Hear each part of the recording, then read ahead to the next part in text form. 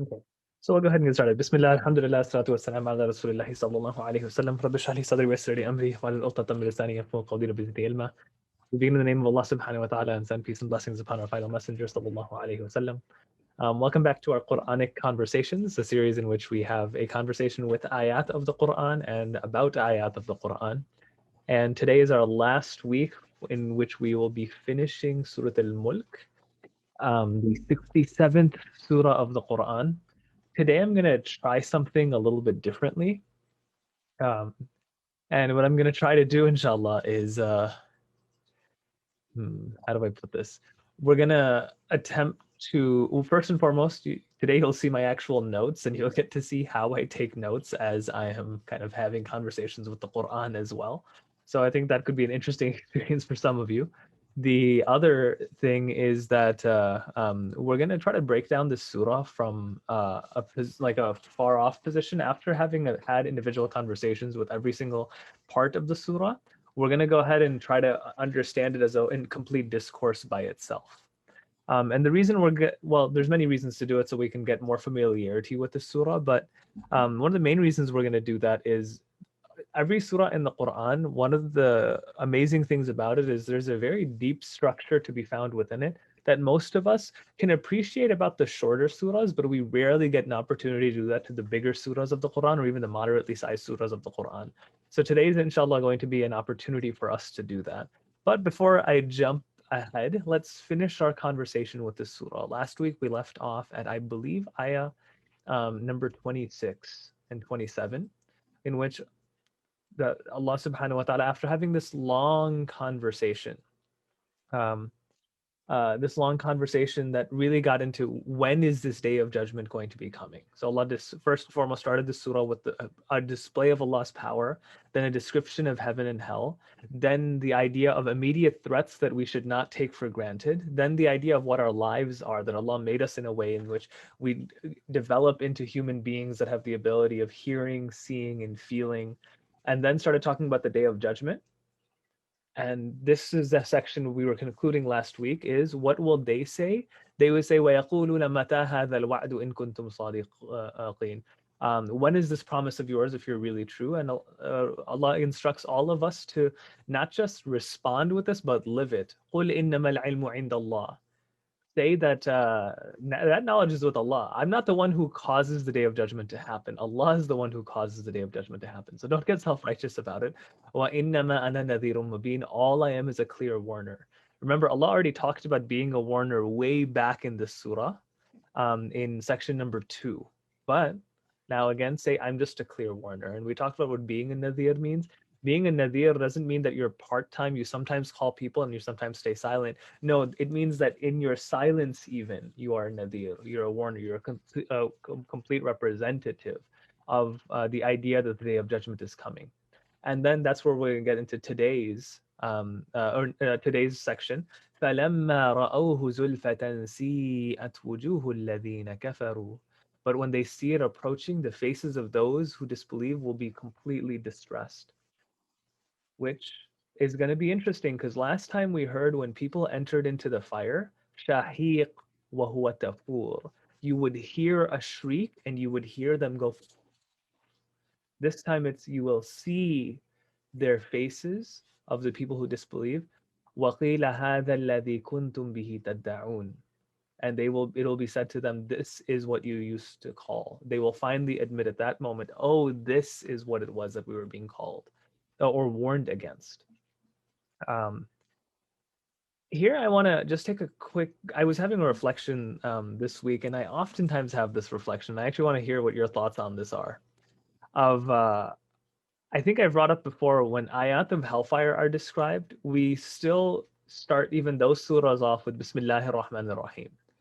Allah is the most merciful, that there's mercy in describing punishment. And why? Because it's like the idea of, if I'm telling my kids about not going next to the fire near our fireplace, I'm not saying it because I hate them. I'm saying it because I love them, because I don't want them to get into a fire. So the same thing of, through mercy, you can describe a punishment. But what I was reflecting on actually today is, I don't know. It's this time of year in which religious figures are oftentimes portrayed in very whimsical ways. I know everyone talks about Christmas and Santa Claus, but even when we think about just the depictions of religious figures in general, when more often than not, when you see like the quote unquote devil in popular culture or in media, it's actually something that's funny. My wife sent me one of those like short videos today, not today, like a week ago or so, and it was talking about like a match made in heaven going on that, and it was like the devil in the year 2020, and it was meant to be like a comedy, and it actually was pretty funny. But that's what actually started me thinking down this road of when you think about almost any time the devil is described in popular culture, it's funny. You think about shows like South Park or these other things, like hell has been turned into a joke. When our tradition, that's not it.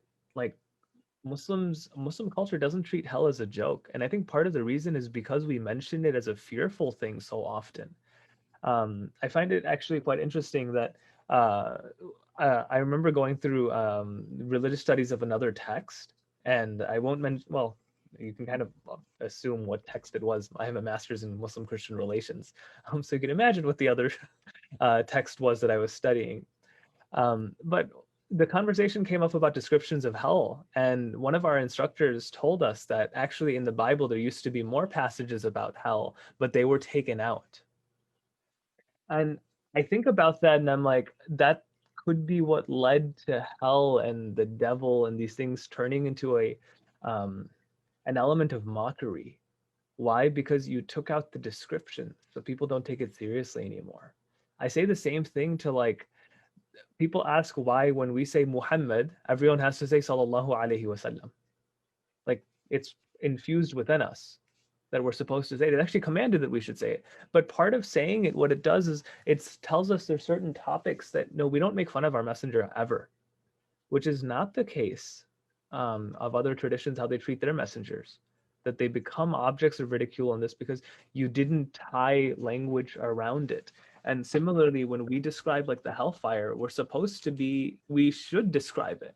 Why? So that we always take it seriously and not turn into other traditions that stop taking it seriously to the point where even when hell is described, it's a joke. When the devil is described, it's a joke. Religious figures are described, it's just funny. It's not like matters of actual reminders. I don't know. Any thoughts or reflections on that? Actually, yeah. So, in addition to what you said, I would also say that why, like religious figures and like the devil have been so, I guess like comedize, is that a word, or like made into like an element of like humor. It's Hmm. because of like how like they've been used to reinforce I guess like societal values in the past. Like if you think about like I remember I was reading this book about how children who were left-handed in like 100 years ago in America, they were treated awfully because of how like the devil was like left-handed, and they used to hit the children for being left-handed and stuff like that. So like from instances like of the devil and of like other religious figures, um a lot of abuse has come out of that. And I guess and as we move past that abuse, we move past that like those I guess like primitive mindsets of like hitting children because of XYZ. We start to find the humor in like how I guess like I guess how stupid these people were in how they reinforced things like that. And that's not obviously like not the only instance. Like there's always something about like how like Jesus was or something like that, or how the devil was, and like that was used to like abuse people somehow. So as we move past that, it also becomes funny in a way. I don't know if that made sense. Yeah. No, I think it does. Um, yeah, I think that does make sense because I think there's almost like a justification. I think a proper justification that when religious rhetoric is used around silly practices, there will be the way you get back at it is by making it into kind of like these old barbaric times type of situation. Would that be a accurate summary? No, yeah, that's good. That's pretty accurate. Yeah, yeah, and I can definitely see that. I can definitely see that. But this is where I say that's why we can't let go of this language as it actually is, rather than random interpretations of it, or and of course keep ourselves from adopting weird practices that don't have any place from the actual tradition. I think two more points to be noted are that it's actually kind of been romanticized in a way where people find, people dress up as the devil for Halloween or, like the show Lucifer. People love him and he's the devil, right? But he's shown to be this really appealing, charismatic guy who, he has rough edges, but he's a nice guy deep down. So I think people kind of begin to perceive it that way. So I think not only that, but also I'm not just going to push all the blame onto society because we need to be better role models in advocating for our religion, as was mentioned, Nadir, right? So we're basically supposed to be showing Islam even in our silence. So if we always kind of make things harsh and talk about hell all the time or, oh my God, he's going to be condemned or all this, blah, blah, blah, there's a certain way of conveying Islam without making other people feel like you're giving dawah. You know what I mean? Where you're kind of showing through your actions, being kind towards your neighbor, teaching, didactics, etc. That would make other people realize I want to be in this person's company without them being like, oh my God, yeah, she's or he's a religious freak, So I Yeah. think we're partially to blame in that we need to be better role models. No, definitely. And I actually see that being found here because Allah subhanahu wa ta'ala is putting down, this is when it's too late. This is when like they see it literally coming in front of them and then they get terrified and distressed. I actually see that as your job was to not make them terrified and distressed. Like you were supposed to express it in a way that they didn't lose all hope. Now, when they see it, they will lose all hope. And this is one of the major themes of the surah is you listen. If you react to something because you listen to it, that's going to be much better for you. Then in this case, what is it going to be? They see it in front of وَسِيئَتْ وُجُوهُ الَّذِينَ كَفَرُوا. And you see their faces become distressed. You were supposed to present it in a way where their faces became uplifted. Does that make sense? Like this is saying what's the end result if, but I also see this as if we don't do our jobs, this is the end result. No, I know you're talking about. It kind of goes back to what you were saying about mercy and punishment going hand in hand. It reminded me of Maryam alayhi salam and how when Jibreel alayhi salam approached her, the first thing she said was basically, I seek refuge in Allah and that, you can he's the most merciful. She could have said, oh, he is the one of honor, he's the one who condemns people. But she said mercy because she thought that, if Jibreel salam was, actually human and he had something bad in mind, he can repent. He can always just kind of appeal to mercy. So it goes hand in hand, right? So that's kind of what it was showing me here and reminded me of what you were saying about how we can be positive. We don't need to always remind people about the punishment. Of course, we can't forget about that, but there's also the good aspects that we can show. So yeah, it really did remind me of that. Yeah, definitely, definitely. We're going to move on to the ayah that comes right afterward. And then this is the last section now of the surah. We're going to eventually get into what the sections of the surah are. But قُلْ أَرَأَيْتُمْ, the Prophet ﷺ is going to be told this twice, or it was already told, قُلْ أَرَأَيْتُمْ. But again, قُلْ أَرَأَيْتُمْ إِنْ أَهْلَكَنِيَ اللَّهُ وَمَنْ مَعِيَ أَوْ رَحِمَنَا. Say, have you considered that maybe Allah will cause my death, or have mercy on me? Having mercy on me means actually keep me alive. Because one of the things, remember, we established much earlier on in the surah, and I'm already giving hints of the last couple of items in the surah relate to the first items of the surah. But anyway, we said that death was created first and then life, because our natural state is actually death when we think about it. It's only by the mercy of Allah subhanahu wa ta'ala that we're living. Like, if you were left without Allah, you wouldn't exist. You'd be, this natural state is actually death. So this is captured here again. قل أرأيتم إن أهلكني الله ومن معي أو رحمنا. If Allah caused me to die, or have mercy on me, or cause me to live, فمن يجير الكافرين من عذاب أليم. Who would protect those that cover up the truth from a painful punishment? My presence or my warning of this, where is it coming from? It's coming from mercy. This is the idea, again, it's the idea of like, if there's a fire, or I like this analogy even better. If there's a blizzard like we had last week, right? There's a blizzard coming, and the meteorologist tells you there's a blizzard coming, it would be silly to turn the TV off and get mad at the meteorologist, because like the meteorologist didn't cause the anything, and you're not going to change the weather by reacting by being annoyed at the messenger. Same thing of the messenger sallallahu is being told, hey, maybe and we're supposed to be saying, hey, maybe we're going to be gone, or we're going to stay around, but who's going to protect from this thing that is actually approaching? And yujiru, like I have highlighted here, yujiru is actually the neighbor. Like, who's going to become your neighbor is actually what's found there, because neighbors look out for each other. It's something that's like found within our tradition. There's a difference between qina. Qina is when you protect like a shield. Yujiru is you're protected because you're close to someone. This is like protection by proxy. Who's going to be your neighbor, the neighbor of those who disbelieve, from adhab and alim, from a painful punishment?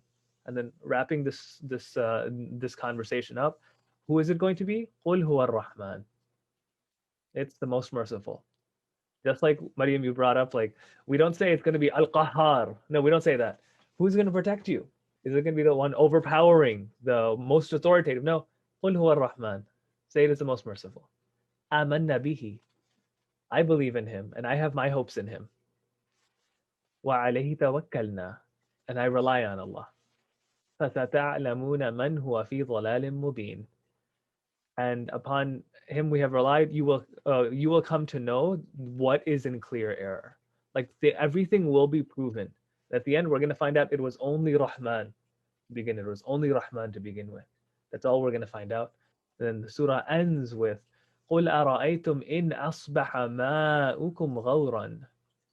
Have you not considered that if your water was to just become sunken, فَمَن يَأْتِيكُم بِمَاءٍ مَعِينٍ, then who could actually bring forth water that would be useful? Ma'in is like useful water or clear water for you again. And this completes the idea where Allah subhanahu wa ta'ala put down punishment by air, stones falling from the sky, by earth, the earth swallowing you up, and by water, water completely just melting away.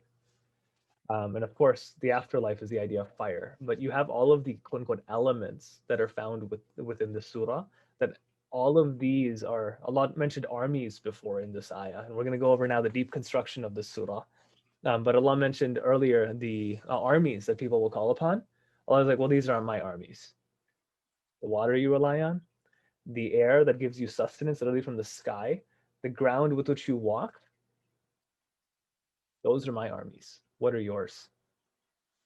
That's how the surah ends. Have you not considered that this kind of takes place? I want to, now that we've had a conversation with every section of the surah, now I want to quite literally zoom out and go over the major themes of this surah. And what I'm going to do right now is something I encourage all of you to do anytime you are going through ayat of the Quran. And what is that is, first, look at every single ayah like we just did. Then, if you want to get a deeper appreciation, divide up the major messages of the surah into parts. And what you're actually going to see today is us, inshallah, doing this. I'm going to present one. If someone has a different way of doing it, you're more than welcome to, inshallah, do that. But I'm going to say the first section of the surah are from ayat 1. And you can see this while I'm doing this live, right? 4. Yeah, we can see that. Excuse my terrible handwriting, but 1 to 4. If we were to summarize these ayat, blessed is the one in whose hands is all dominion and is over all things competent. The one who created death and life, the one who created the 7 heavens, and those are the first 4 ayat. I actually might have circled up to 5, but 4 ayat, right? If I was to summarize them into single words or like small phrases, I would say this is all about Allah's power or ability. Maybe Allah's ability might be better. So we have Allah's ability. Now we're going to go to the next section, which is actually the longest section of this entire surah. That's going to be from ayah 5 all the way down to ayah 15. This, when we look at the ayat, look at the sky, look at the earth, look at the hellfire, look at heaven. Basically, if I was to summarize this, this would be a description of heaven and hell. So first, these are the ayat, 5 through 15.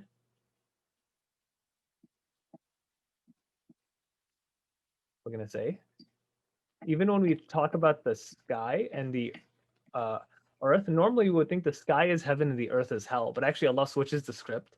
In this case, it was the sky was the punishment and the earth was the sustenance.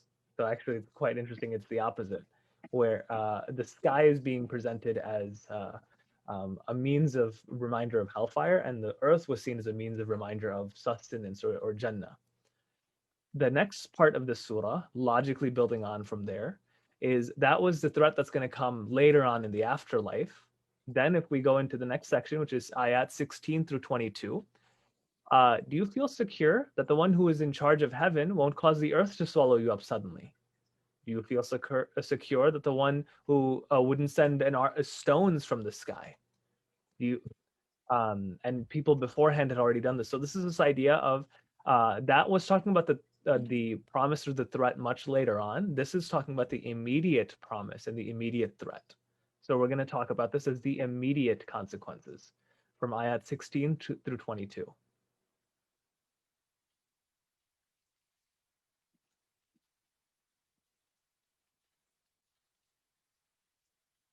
How may, yeah, immediate.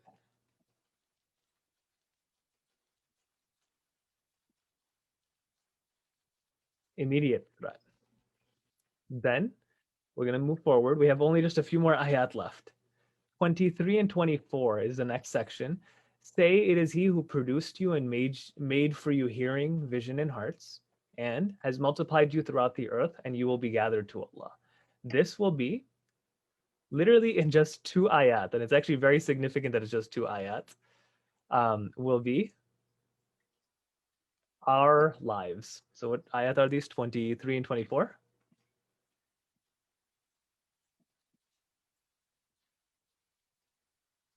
Ah, this over. Our short lives.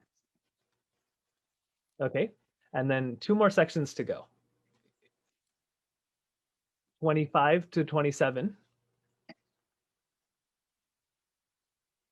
will be right here. Knowledge is only with Allah subhanahu wa ta'ala, but when they see it approaching, they will be distressed. What is this really speaking about? It's this idea of, they'll ask, وَيَقُولُونَ مَتَى هَذَا? When is this going to come? So these ayat are about when. And when is what? When is the day of judgment? Or when is heaven and hell coming? When. And then the last section describes, have you not considered who could cause my death or have mercy on me? Allah is the most merciful. Have you considered, could you even defend yourself from Allah taking away your water? If I was to summarize these ayats, 28 through 30, this would be, you are weak, or you are incapable.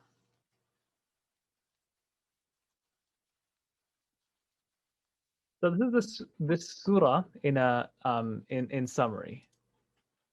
How do I know? There we go. What is it? The first section, Allah's ability. Second section, heaven and hell. Third, the immediate threat. Fourth, our short lives. Fifth, when. Sixth, you are incapable. We are, or let's actually change the word incapable. We're going to say we. Okay. I want you to look at this, and section 1 was about Allah and Allah's ability. Section 6 is you are weak. Section 2 was about heaven and hell. Section 5 was about when. Section 3 was about the immediate threat. Section 4 was about our short lives. Each of these sections complements or completes itself in a palindromic pattern, meaning what's like it literally, well, the surah folds in on itself. And this is a very common quality of the surahs in the Quran, that they fold in on themselves. And I'm not just like putting this out there. Yes, this is a theory of how the surahs put together, but it follows on a bunch of different level. And the reason I wanted to present this is for the imagery to really be found. And I'll mention just one of them before hearing some of your reflections on this. But let's do section 3 and 4, right? So 3 is the immediate threat. 4 is our short lives, right? We'll start off with just this one. Allah uses in section 3 the idea of dhara'akum. The earth swallows you in this section, right?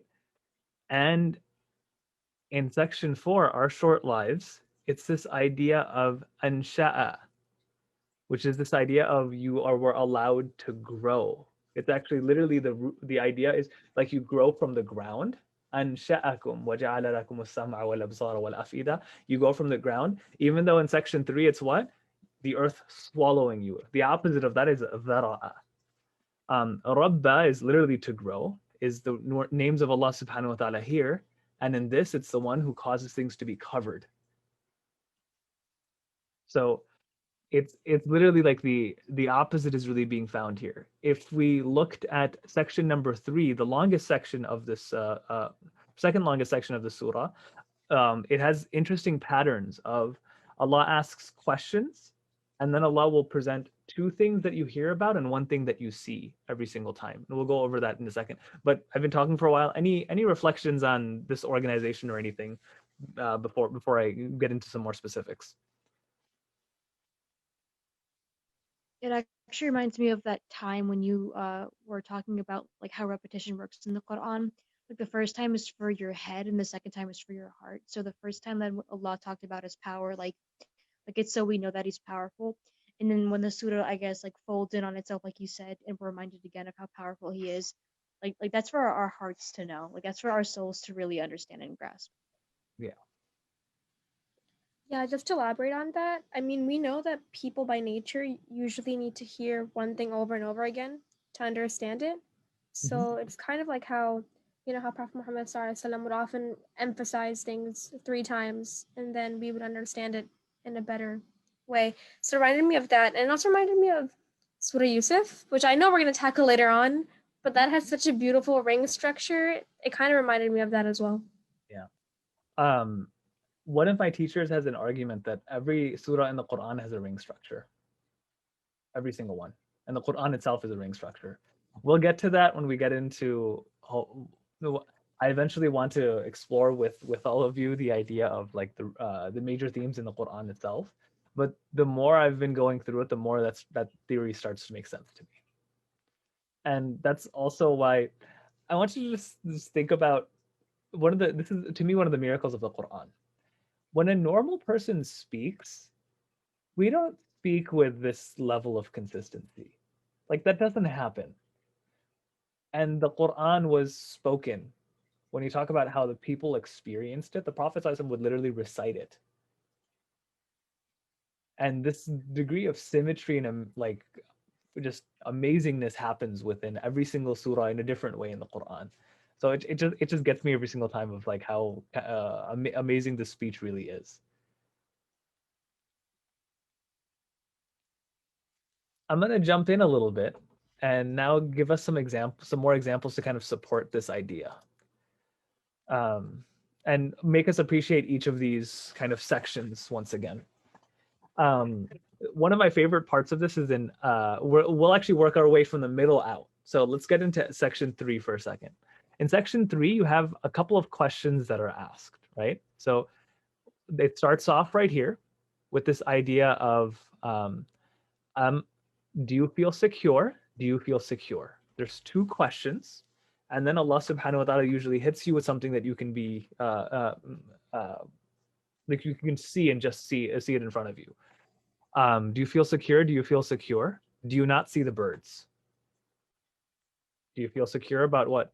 The one who holds the heaven wouldn't cause the earth to swallow you. Do you feel secure that the one who is in the heaven won't send you an army of storms or stones? So stones kind of being sent down to you. But do they not look at the birds above them? something you can literally see right in front of you. So it's this idea of two questions and then a response. It'll happen one more time. And then what army could aid you? The other idea is who could give you permissions? أَمَّنْ هَذَا الَّذِي يَرْزُقُكُمْ, who could give you provisions? And then Allah paints a very visual picture again. So it's two hearing and then a seeing. أَفَمَن يَمْشِي مُكِبًّا عَلَى وَجْهِهِ, the one who's fallen on the floor and moving, are they better than the one who stands upright? So again, it's two hears and then you see, two hearing and then you see. That's a repetitive kind of notion that the surah finds within it. And then when we move on to section 4, the idea of our short lives, it's a very just visual, like it's almost something that you feel. And why is that important? Because Allah said, you will hear it, you will see it, and you will feel it. That's how we're capable of. And that's literally ayah 23 and 24. Is the one who created you with sam'a wal absar wal af'ida. Hearing, sight, and feeling. Feeling is really captured in the next one. So that's some other kind of aspects of how this surah really flows and has that idea of repetition. There's like a rhythm to the reminders that are found with it that you can appreciate just by itself as you're listening to each conversation. But actually, if you put it into the whole scope of the surah, it becomes even more miraculous and even more impactful. Let's see, what else do I have here? And any thoughts or I'm hoping that made a little bit of sense. It's really hard to explain these more visual elements without me having an actual chalkboard in front of me, but this is the best we have for now.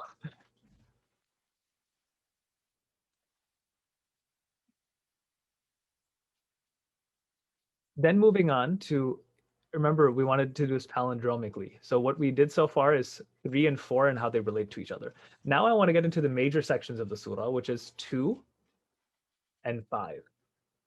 In 2, Allah subhanahu wa ta'ala described first and foremost the sky and then the earth.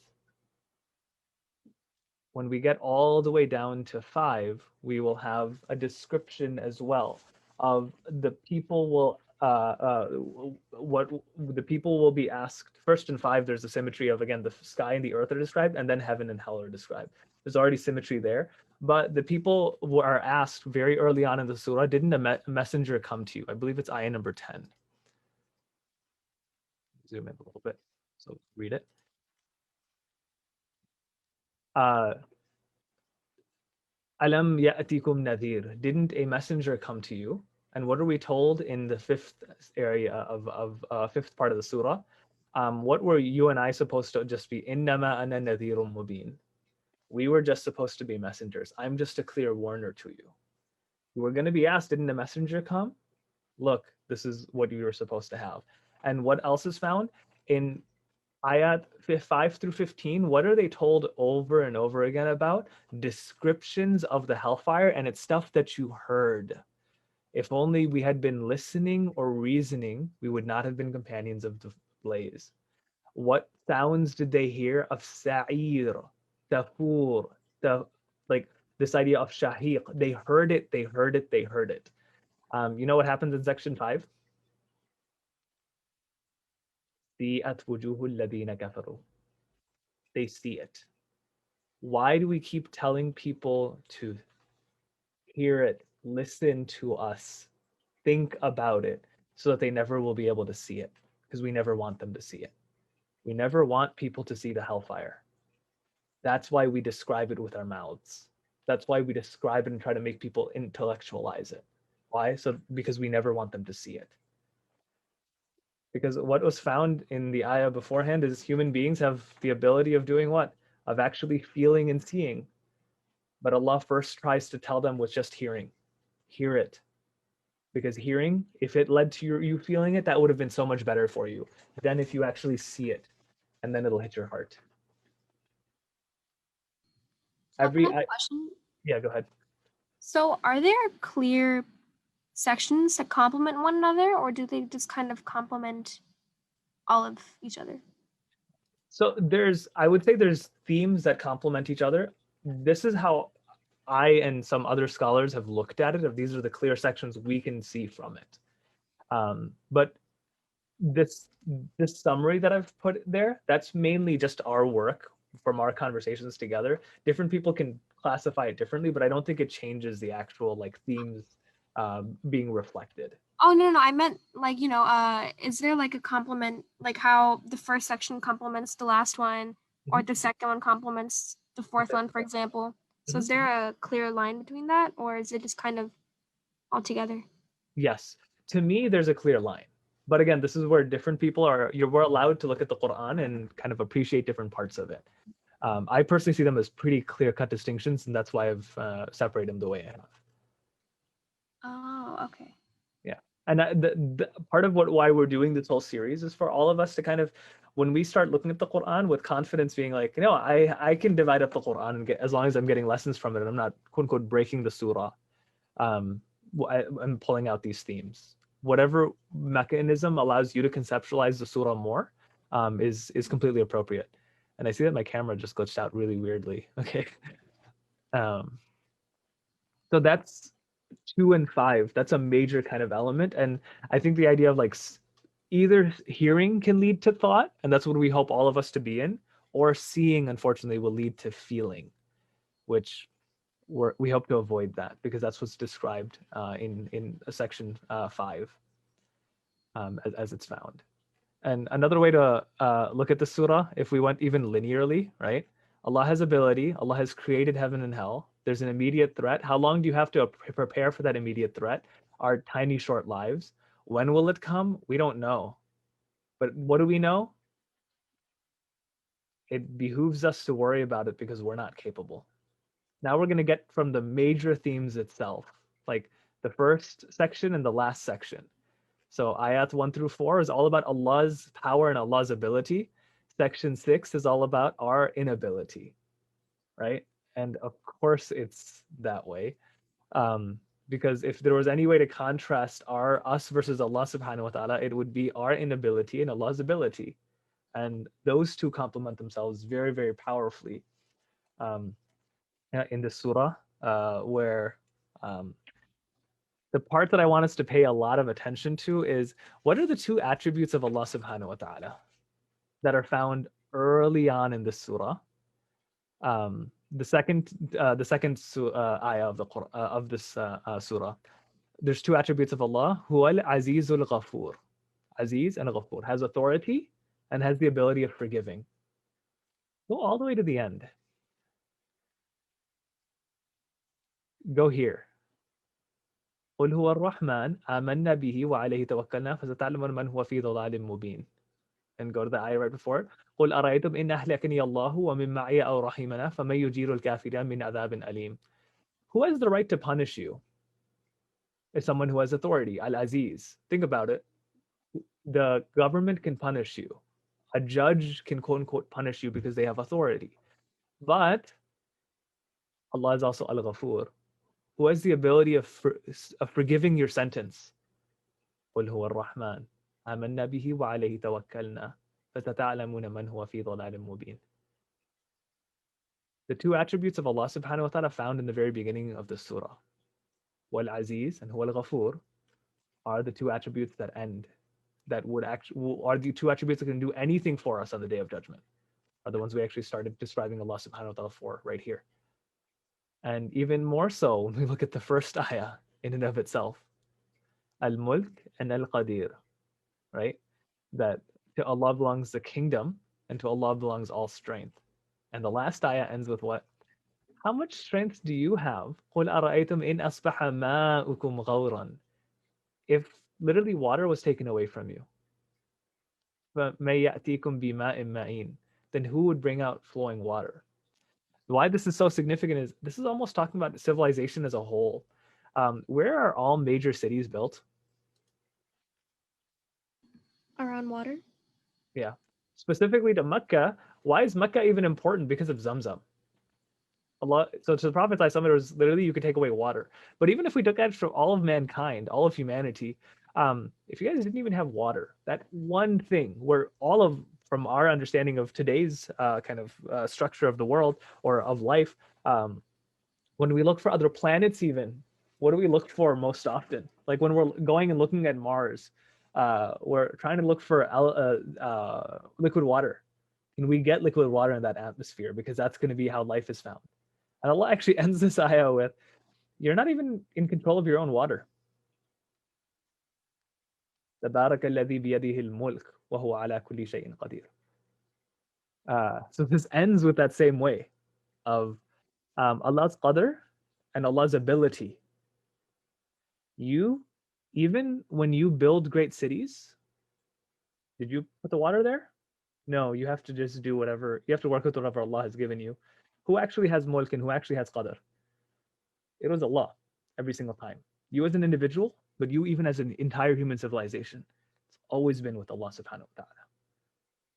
That's how the surah ends itself. That contrast, no matter where you go, that's part of the idea of the surah. No matter where you go, you're going to be taken to Allah subhanahu wa ta'ala. You get to choose whether you want to get there yourself or you're going to be forced there. And the same thing of even your ability. You can recognize your own inability and admit that you submit to Allah subhanahu wa ta'ala, or you're going to be forced to submit to Allah subhanahu wa ta'ala. And Allah has the ability of doing that too. That's what the surah kind of ends with. I'm hoping I was able to provide a bit of insight, or at least almost like defend why I find this 6-section kind of classification of the surah to be so helpful.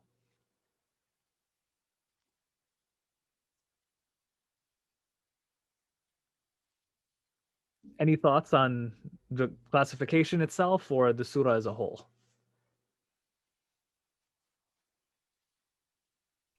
So what I'm getting from the surah is that like we really need to put our act together like as soon as possible, because we don't know when I guess like when it's time for us to go. You know what I'm saying? Yeah. That's going to be, so if we build on the whole surah as a whole, yeah, that would be it. As these are all of the things that are out there. There's heaven and hell. There's your immediate or much later on threats that you're afraid of. All you have is when and how long, a very short amount of time. And why do we need to be quick about that? Because of this statement that you are weak. I like that being authoritative and mercy kind of go hand in hand throughout this entire surah. It reminded me of good parenting, kind of, where you are loving towards your children, but you discipline them anyway.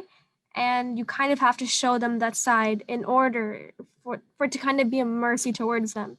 You have to be a bit harsh out of love for them.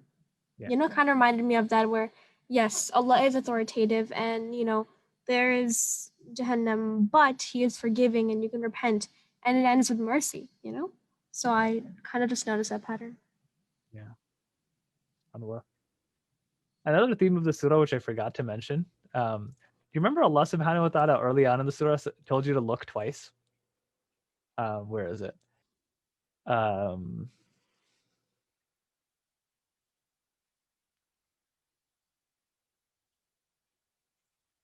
Right here. ولقد زينا السماء الدنيا سماء الدنيا بمصابيح وجعلناها رجوما للشياطين واعتدنا للعذاب السعير وللذين كفروا بربهم. So Allah subhanahu wa ta'ala says, right here, ثم ارجع البصر كرتين. Look, return with your vision once again. So that's right here, ayah number 4. There's 2 times that we look in the surah. قل أرأيتم قل أرأيتم. What I mean by that is Allah says, look again. And then toward the end of it, have you seen it? Have you seen it? Did you get it yet? Did you get it yet? It's just something I remember thinking about when I was preparing the surah that I wanted to make sure to share. But Quran does this over and over again, where it's like the consistency will be found from the beginning to the end. And sometimes you don't see it until you zoom out. Only when you zoom out, you're like, Allah actually already said that. Why would Allah repeat something here? Well, because it was alluded to way earlier. Quran is meant to be a discourse at the end of the day. That's what every surah is. And you only really get to appreciate that when you kind of keep coming back, and keep looking for the major picture, while not, of course, missing the tiny details. Because think about all the conversations we've had as we've went through every single ayah. It could take us an hour to go through each ayah of the surah. But then we'd miss some of these type of elements as well.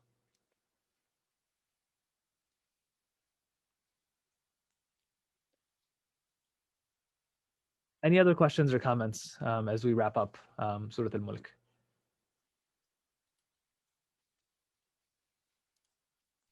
And so what does it mean to like befriend the surah? Like that was like the concept we started out with, that somebody who like befriends the surah will have this intercede for them on the day of judgment, I think. Mhm. So what does like befriending a chapter of the Quran embody? I would love to hear everyone else's responses on that.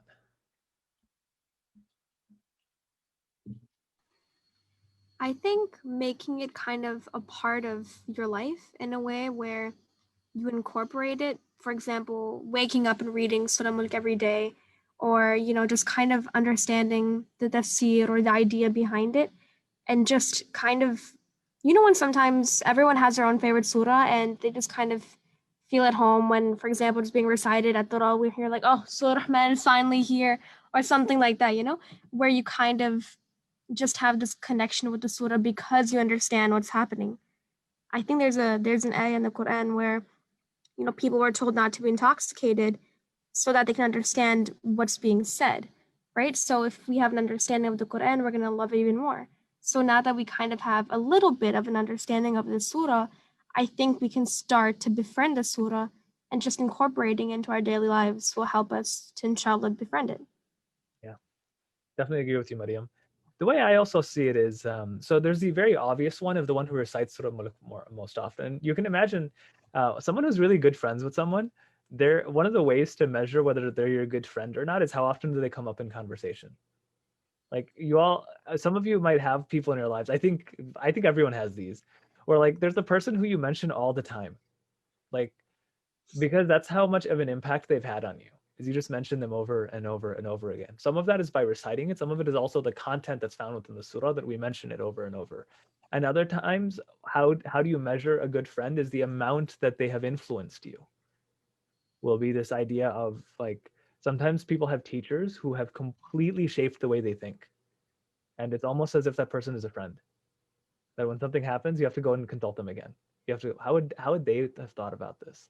This happens oftentimes with a family member who's like really close to you. That you hear about something new and you'll be like, this happens to me of like, yeah, sometimes I think about when I see a joke or something or I see a movie I like my mom would love it. My mom would have loved that. I need to tell her. That's befriending. That's oftentimes when new information comes your way, you go look back at the surah. How does this fit? What sign of Allah subhanahu wa ta'ala is this? That would be the idea of befriending the surah. Does that make sense? Yeah, that actually makes a lot of sense, Jazakallah. Yeah.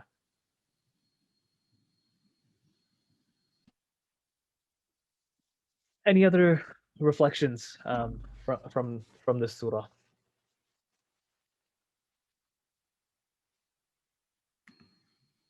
Why do you think this is the specific surah that is going to prevent, that is going to basically help people in the grave? There has to be a reason. There's 114 surahs, right? Why this one? I think it's because it's just a mixture of, it's a perfect blend of reminding us of Jahannam, but also that Allah is merciful and forgiving. But that's just one theory. I'd like to hear your guys' thoughts on that.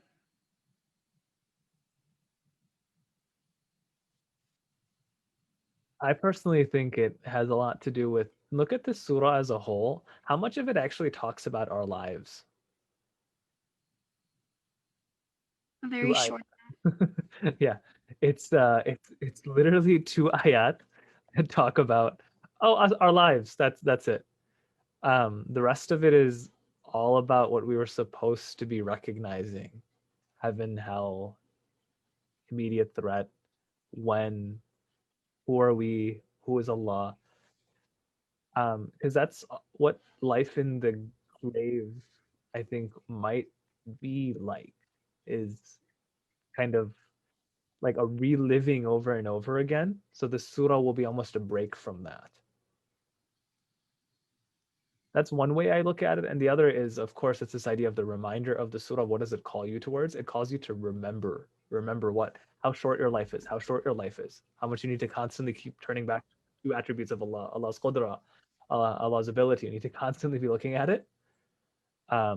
So that's why it's something that'll protect you for that reason. In a way, isn't this surah kind of giving da'wah to the Muslim, to the average Muslim, because it just kind of reminds them of that, inevitable end in a kind of way? Yeah. Which much of the Quran does, but I think this surah does it in a very visual way and has a rhythm of doing it.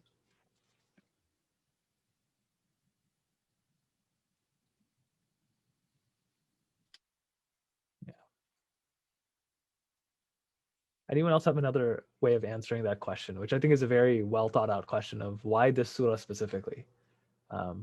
Is it that it's seen as both an intercessor on the day of judgment, but also a protection in the grave?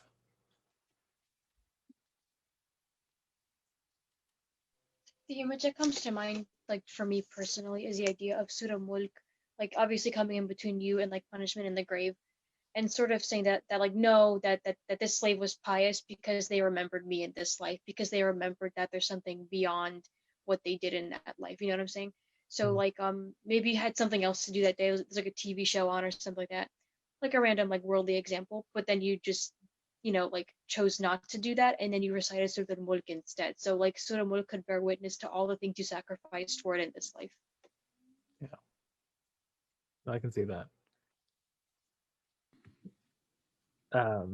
There's so many examples given in this surah that point towards, and I love the way you presented that, because it's almost this, Allah presents example after example of what? Of this is why you should take death seriously. And part of me wonders if Surah Mulk will come in the grave or on the day of judgment and give example after example about our lives. Look, he took me seriously. Look, she took me seriously. Look, she took you, like presenting to Allah subhanahu took you seriously. Do you see, like, it's this idea of like this surah gave us example after example of why we should take Allah seriously, of why we should take the akhirah seriously.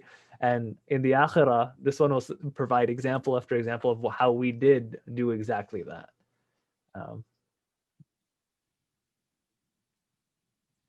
I think I don't know, I see that as a pretty cool image. Yeah, it goes back to the concept of befriending, because friends are there to kind of defend you, when you can't speak out, or, when we're in a gathering and someone is bad mouthing a friend of ours and they're not there, you're going to defend them. What are you talking about? I don't really know what you're saying. So when we aren't going to be able to speak, for example, then the surah is going to be like, no, he or she did do what they're supposed to do. They were doing this, etc., etc. They're going to be there to talk on your behalf and help you out when you need it. Because we remembered the surah, so the surah is going to remember us. SubhanAllah, that also makes me think about the previous question that was asked. How do you befriend this surah? Defend it. Because isn't that what friends do as well? If someone is trying to badmouth your friend, someone is trying to tell other people your friend is worthless. No, my friend's awesome. You don't know them. This is how you know them. Like that's what we would say. That's how we would defend the surah.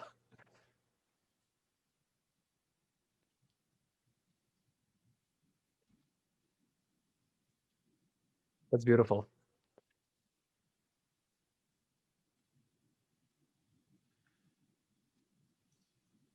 It's reminiscent of Allah saying, remember me and I will remember you, because if we incorporate the surah into our daily life, the surah is going to remember us and then defend on our behalf. And then it goes back to, Allah and awliya and being friends, because you're going to be friends with the surah as well. Yeah. SubhanAllah. There's so much here, and I'm going to wrap up with just a few of those recurring themes that I personally have really been affected by in this surah. The idea of example after example is Allah gives an example of the sky, then the earth, and another place the earth, and then the sky.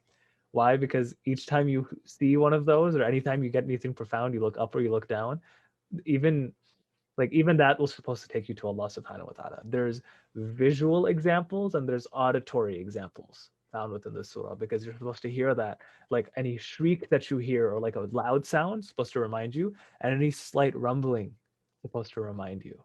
Anything you see which is beautiful, like a bird just staying stationed in the sky, how beautiful does it look? Or something terrifying takes you right to Allah. Like the surah really encapsulates all of those as almost like examples of all of these will take you to Allah. All of these will take you to Allah. And I think for me, this is this idea of that's to be a Nadir is someone who does that also. That in our subtle ways, we do what? We call towards Allah subhanahu wa ta'ala, we're a warner. And also in when it comes to direct ways, sometimes we have to be direct, sometimes we are very indirect. But there's this idea that all of that is kind of found. That's why the surah like just has so much visual and auditory imagery that I think it's just impossible to, and the examples that are used are just so all around us. Look at the sky, look at the stars, look at the ground, look at the animals, look at like it's stuff that we run into on a day-to-day basis. And it's like all of them were pointing to something much bigger. All of them were. And you're like, ah. So as you're walking through your day-to-day life and you run across these things, just like Surah Mulk. That would be the other idea of how do you befriend this surah. You remember your friend all the time. You look at stuff, the examples, oh, Surah Mulk. Allah said this in Surah Mulk. Allah said this in Surah Mulk. Everything just keeps pointing you back. So just things to reflect about. May Allah subhanahu wa ta'ala make us amongst those that constantly remember Surah Al-Mulk, that recites Surah Al-Mulk, and that on the day of judgment it's seen, and in our graves it's seen as we were the sahib of the surah, that we were the companions of the surah, both in its recitation and in its meaning, that we're amongst those that get to benefit from its shafa'ah or its intercession. And we're people that also intercede on behalf of others. What I mean by that is we become the means in which they get reminded of the themes of the surah as well, that we are the nadir that are referred to in this. That didn't the warner come to you? Yes. And we say, innama ana nadirun mubin, that I was verily a warner because I used to read this and I took this seriously. We ask that Allah subhanahu wa ta'ala make us amongst those that converse with the Quran, because conversing with the Quran means that we are speaking to Allah subhanahu wa ta'ala and Allah subhanahu wa ta'ala is speaking to us. A theme of the surah that I forgot to mention now that I'm looking back at it, but our time has run out, is Allah subhanahu wa ta'ala talking. Allah talks to us directly, but as the surah goes on, there are people that we're supposed to talk to because they don't talk to Allah, and at the very end, no one will talk to them. But we want to be amongst those that Allah speaks to, and how do we do that? By being people who recite the Quran often. May Allah make us amongst those that recite the words of Allah, that understand the words of Allah, and practice by the words of Allah. Ameen, Rabbil Alameen. Jazakallah khairan. Inshallah, we will continue this next semester, so look for the announcements on our Facebook page, on the CILRU group chat. And next semester, we will be starting Surah Yusuf and having conversations with Surah Yusuf every single week. I look forward to all of you joining us then as well. Jazakallah khairan. Assalamu alaikum wa rahmatullahi wa barakatuhu. Wa alaikum salam wa rahmatullah.